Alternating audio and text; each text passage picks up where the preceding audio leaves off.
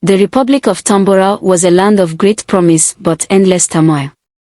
For decades, corruption, betrayal, and political assassinations had shaped the country's history. Now, President Adam Jallow, once a beloved war hero, sat in the presidential palace, surrounded by enemies disguised as allies. Tambora was heading toward a crucial election, and the opposition, led by the fiery and charismatic David Com, was gaining ground. The people were tired of Jallow's long rule. But Jallow had no intention of stepping down. Seated in his grand office, he listened as his most trusted advisor, Minister of Security Hossan Debo, updated him. Mr. President, David Com is planning a rally in Rivertown. His supporters are growing stronger.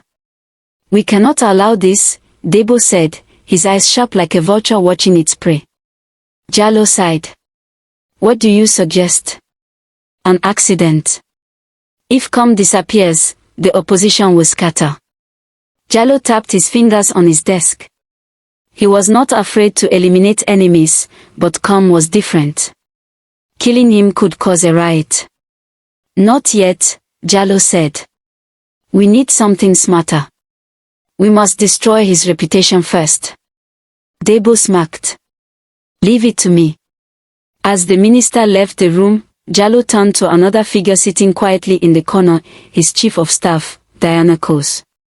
Unlike Debo, Diana had always been loyal to him. She had served him for years, and he trusted her more than anyone. Do you think Debo can be trusted? Jallow asked. Diana hesitated, then said, he serves his own interests first, Mr. President. We must be careful. Jallow nodded. He had always known that, but he had bigger things to worry about. That night, Debo met with two men in an abandoned warehouse. One was Colonel Muna, a rogue military officer, and the other was Bello, a feared assassin. The president wants Com humiliated, but I say we remove him for good, Debo said. Bello chuckled. A dead man cannot win elections. Muna nodded. I can arrange for him to be arrested for treason. We plant evidence that he's planning a coup. The army will handle the rest. Debo smiled. Perfect.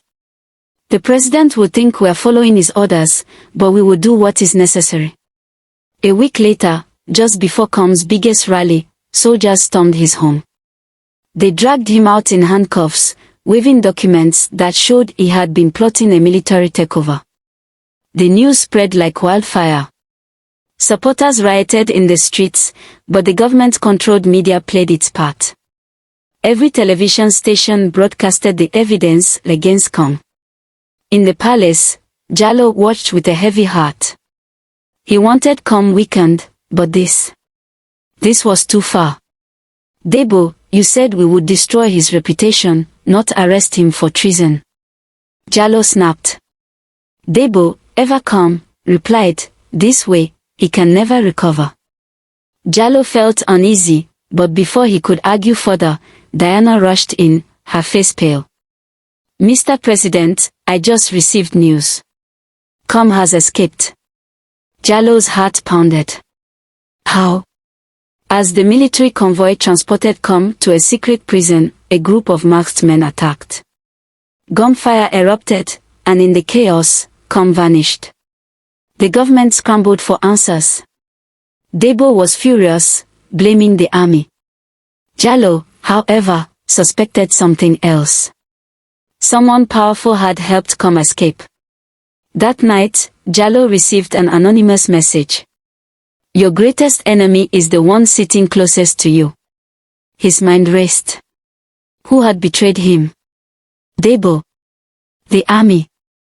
Meanwhile, Com was hiding in a safe house, recovering from his injuries. He had barely survived the escape, but he was not alone. The person who had helped him shocked him. It was Diana Kos, the president's most trusted advisor. You. Com whispered. Diana nodded. I have seen too much, David. Jallow has become a prisoner of his own greed, and Debo is worse. Tambora needs change.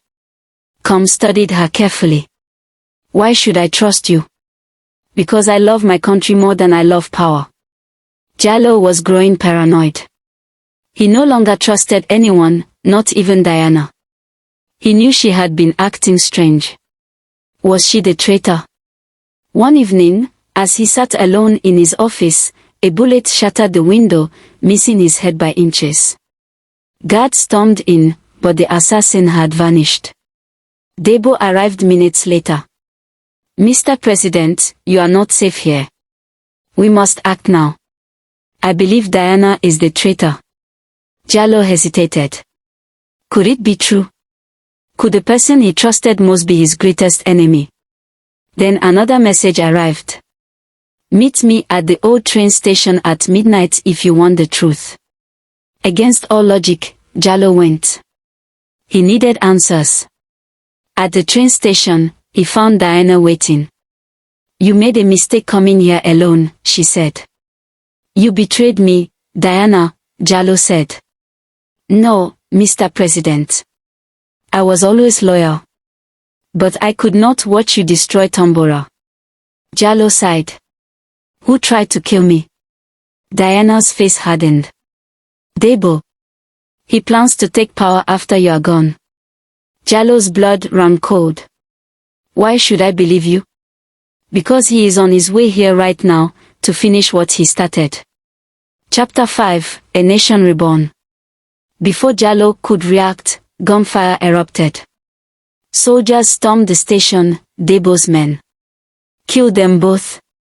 Debo ordered. Jallo realized too late that he had been a fool. Debo had never been his ally. Diana pulled out a gun and shot 2 soldiers before grabbing Jallo's arm. We have to go. They ran, dodging bullets, until a car skidded to a stop in front of them. The door swung open, and Com sat inside. Get in if you want to leave. Jallo hesitated for a split second before diving in. The car sped off as Debo's men chased them. Inside, the tension was thick. Why are you helping me? Jallo asked Com. Because Tambora needs a future, Com said. And that future does not include Debo. That night, a final battle played out. Loyal soldiers turned against Debo. The people, now aware of his betrayal, rose up. By morning, it was over.